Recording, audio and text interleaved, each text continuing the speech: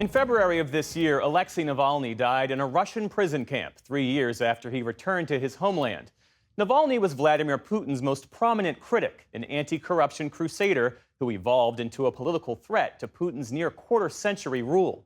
He survived a nerve agent poisoning by Russian operatives in the summer of 2020, but insisted on returning to continue his fight to change his nation.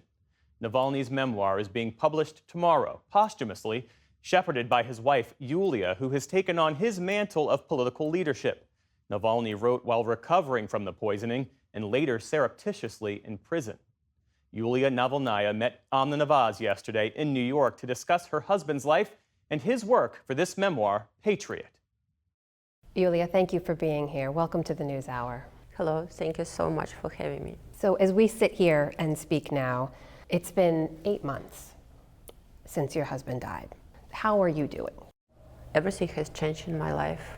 This work on book and all this meeting with politicians, conferences, they give me a power, but very much different than 8 months ago. It gives you a power, you said. What do you mean by that?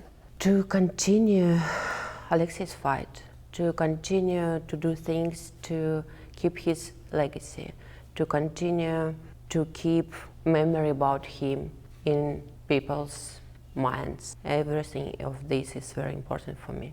There was one moment that really stood out to millions of people. That was when you and Alexei returned to Russia in January of 2021, after he had been recovering in Germany after nearly dying from being poisoned by Russian agents.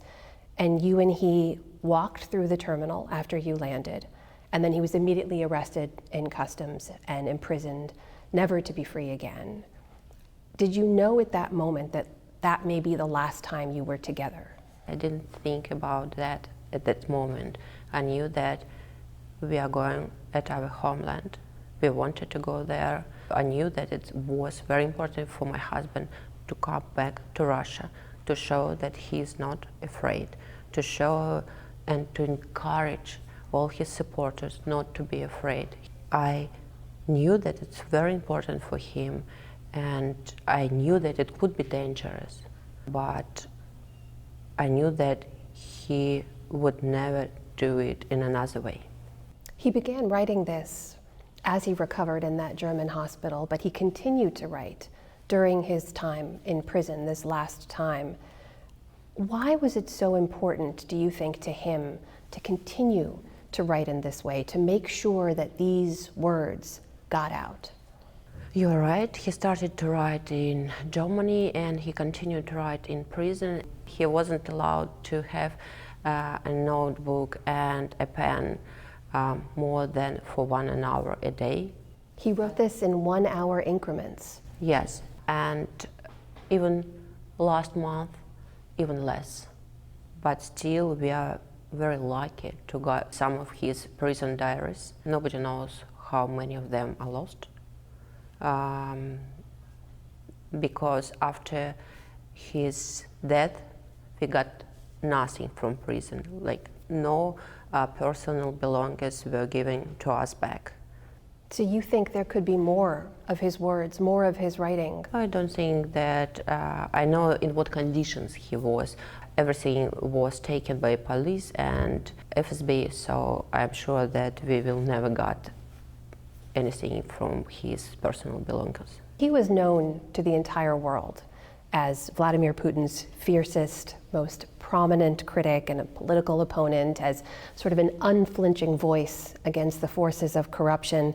But I was really struck in reading this by just how funny he was, by his sense of humor. Is that something that stood out to you? Was that always there? It's one of the parts of him which I liked a lot. He was really very funny, and I'm happy that book is written so, and even in English you can feel how funny he was.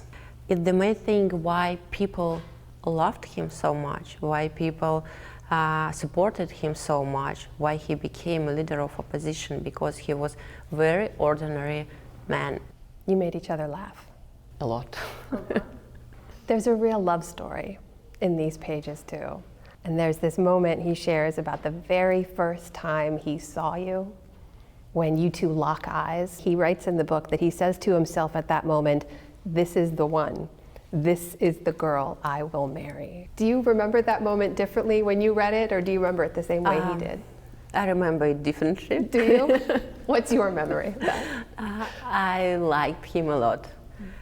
He was very funny from the first day. He was very clever, but of course I didn't have such thoughts like he will be my husband. No? One day now. When did you realize? When he proposed me. That's not before then? That's what I remember. He didn't arrive at his political views on an impulse, and he goes into great detail, and really great historical detail in the book, about why he came to believe what he did, why he came to distrust the system and to challenge the system. And this surprised me. He offers the Chernobyl nuclear plant disaster as an example from his youth. Why do you think that was such a formative experience for him? Part of his family lived in Chernobyl, and it was very obvious for him that parents discussed one thing at home, and then when he switched on and watched TV, there are other news. This idea of officials who lie to their people, he comes back to this again and again in the book. Was that really the source of his inspiration, of his dedication to his work? I don't think it's about lies. The biggest part of these, but still it's about corruption, about that these people, they are not serving their country, they are not serving their people, they are serving their own interests. I guess the question, if it's so deeply entrenched, can it ever be changed? Of course, it can be changed one day. It's a difficult process when you're living under tyranny and there is dictatorship in Russia. There is the obvious question in all of this, Yulia, which is, especially as you're raising your kids and you're considering your lives ahead, a lot of people will wonder, why did you go back and why did you stay? Did you ever think, we just shouldn't go back? I knew that if we would stay in exile, he wouldn't be happy. But he may have been safe. That's true. It was worth it to you. Even after he'd nearly lost his life, after being poisoned by Russian agents, knowing the target on his back, you still felt it was worth it to go back to Russia.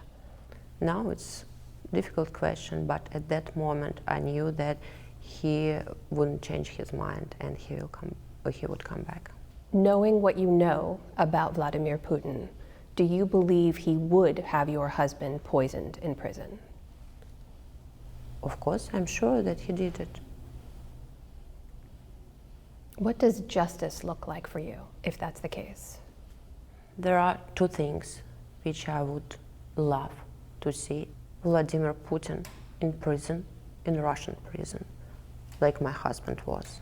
And the second is that Russia will become normal, democratic country, about which my husband so dreamed.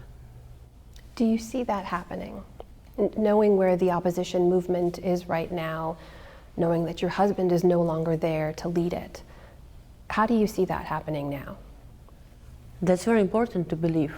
It's very important, like my husband said, not to give up, just to do anything you can do every day. What role do you see for yourself in that? It doesn't matter about role. I would like to come home, to come back home to Russia. I would love to live in Russia. I never dreamed to live somewhere else. Yulia, the opposition in Russia suffered an enormous blow with the loss of your husband, and there's been reports of it being fractured and leaderless.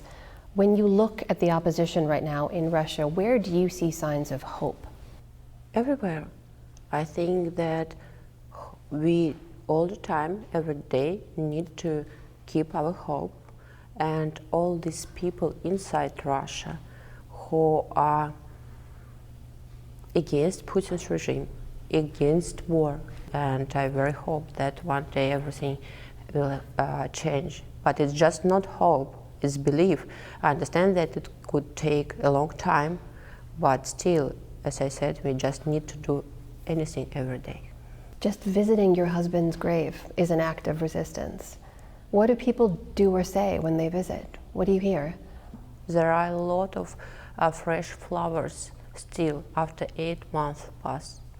Somebody said that Alexei has changed their mind. They believed in politics and in politicians in Russia again. I hope to come back to Russia one day, and the first thing which I'm going to do, to go to the cemetery. Yulia Navalnaya, thank you so much for sitting and speaking with us today. We appreciate it. Thank you.